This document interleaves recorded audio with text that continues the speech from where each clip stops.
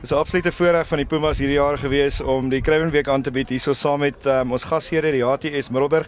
En by my staan Dolf en Wikus, die twee groot manne hierso. Dolf natuurlik die skoolhoof hierso by HTS Middelburg en Wikus die voorsitter van die Mpumalanga Rugby Unie se skole. Dolf, wat het hierdie week vir die skool beteken?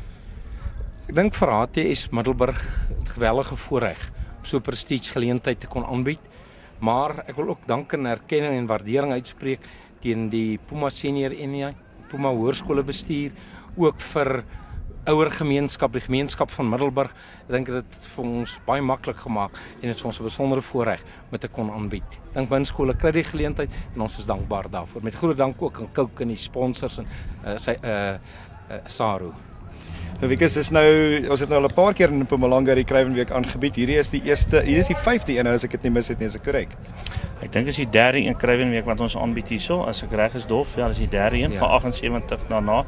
Derde een wat ons aangebied het, ja, en dit is 'n groot voorreg om dit te doen. En soos ons nou net al op die paviljoene gehoor het, is alweer 'n klare bekleierery oor waar volgende jaar moet wees. So, maar van ons kant af net dan vir HTS ook sê baie dankie vir Dolf met jou voorloop daar as ondervoorsitter van Mpumalanga Rugby. Jy het skitterend gedoen daar. Dit was 'n voorreg en die weer het mooi saamgespeel. Wat 'n wonderlike week. Ons het baie komplimente gekry hierdie week. Almal wat ingeskakel het en baie van die mense wat hierso was, het gesê hoe die glad dinge verloop het, maar jy weet, dis nie altyd so agter die skerms nie. Dolf, enige hakplekke wat jy spesifiek kan onthou? Daar's maar altyd klein jakkalsies en partykeer ouens wat verkeerdelik die skuld kry.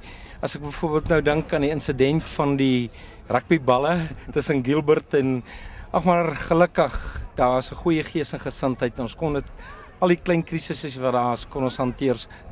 En ek dink 100% van die mense of 99% van die mense nie geweet eintlik van die krisis nie. Maar nee, ek moet sê dit besonder glad verloop, maar daar was uitdagings op die pad ook gewees. Ons is natuurlik baie teleurgestel dat die Pumas nie beter gespeel het nie, maar jy kan nie alles wen wat jy in speel nie. Die Stewel Pumas doen op hierdie stadium ongelooflik goed en ons sien uit na hulle hierdie jaar in die Premier Divisie van die Currie-beker. Op 'n positiewe noot, enige iets wat vir jou uitgestaan het wat regtig baie lekker was of goed was?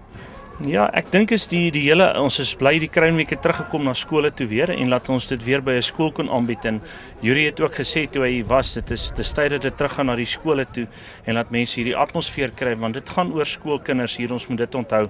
En dis onderwysers wat met die kinders werk en die ouens kom net van buite af om na ons kinders te kyk en verder te vat.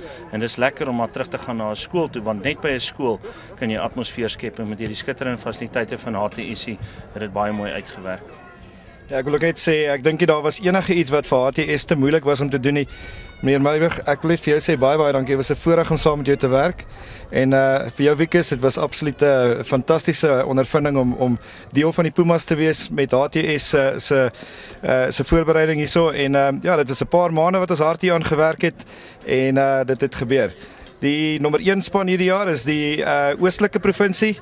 Dis ongelukkig nie die Pumas nie, maar dis manne wat baie hard gespeel het en hard geveg het tot op die laaste. Dis dan die laaste hier van ons van die 2014 Kruiwenweek by HTS Middelburg. Sien julle volgende jaar.